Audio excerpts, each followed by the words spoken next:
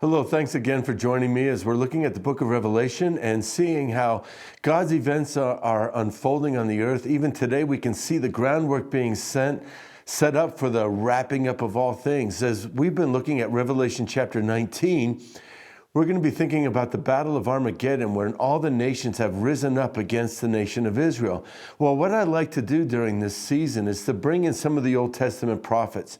Sometimes we're feeling as though that these are just a one-off vision or revelation that came to John. But I think it's very encouraging that God has also wanted to giving this very same message to the Jewish people of what's going to happen. So in Isaiah chapter 34, we have another glimpse of this great battle of the nations coming together and God coming down and defeating his enemies, who are the enemies of Israel. So let me just read some passages here. Isaiah chapter 34, verse 1. The Lord says, "Come near, you nations, to hear and listen, you peoples. Let the earth and all it contains hear, and the world and all that springs from it." So we realize that God was working with the Jewish nation in the Old Testament, but ultimately the culmination of all things includes all the nations and the whole world hearing the voice of God. Doesn't that tie in so well with the promise given to Jesus, the Messiah, of every knee bowing and every tongue confessing that he is Lord, to the glory of God the Father.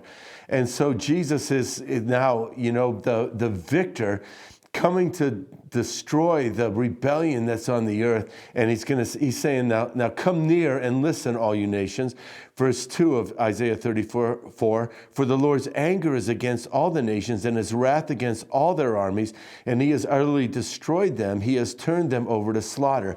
Now, here the Lord is saying his wrath is against all the nations. That helps us to understand when the Battle of Armageddon happens, we have shifted out of the role of the church, which is going into all the nations and teaching them and discipling them and baptizing them. But now we're finding out the Lord is dealing with all the nations, but it's an outpouring of wrath because of the world rejecting Jesus. The Lord is waiting so long to come back because he's not willing that any should perish. But when that last person comes in, this whole thing's going to wrap up. And so it says this, "So their slain were thrown out, and their corpses will give off their stench, and the mountains will be drenched with their blood." So the Lord is saying that he's been operating in grace, but there is going to be this momentary judgment. And we find in the scriptures often that the Lord says, that his wrath does not last forever. His wrath is short-lived. But in order for the rebellion that's on the earth, that causes so much heartache to be wrapped up, it's going to come with the Messiah coming with a vengeance. And it says even the mountains are going to be drenched. So that's a picture of the battle of Armageddon. Their corpses will give off their stench. All the heavenly lights will wear out, and the sky will be rolled up like a scroll. All its lights also wither away as a leaf withers from the vine, as one withers from the fig tree. So the Bible is tying in this great battle of God against the nations that are in rebellion, and he talks about the lights of the heavens going out. Well, how many times have we seen that the sun will be darkened, the moon into blood, the stars are going to fall, and those kind of things?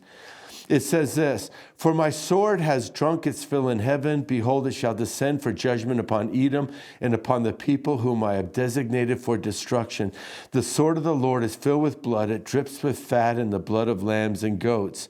In verse 8, then it says, "For the Lord has a day of vengeance and a year of retribution for the cause of Zion." So the Lord said this is going to be a momentary thing. And the only reason that why God is not just like jerking the slack out of the whole earth is because he loves everybody. He wants them to come to Christ. But in order for him to be able to finish and wrap this up, there's going to be an hour or a day of vengeance. It'll be quick. It'll be speedy. It will deal with the Antichrist, the false prophet, the dragon, and then it'll bring in the peaceful kingdom of the Lord. So that's the prophet Isaiah verifying the Battle of Armageddon.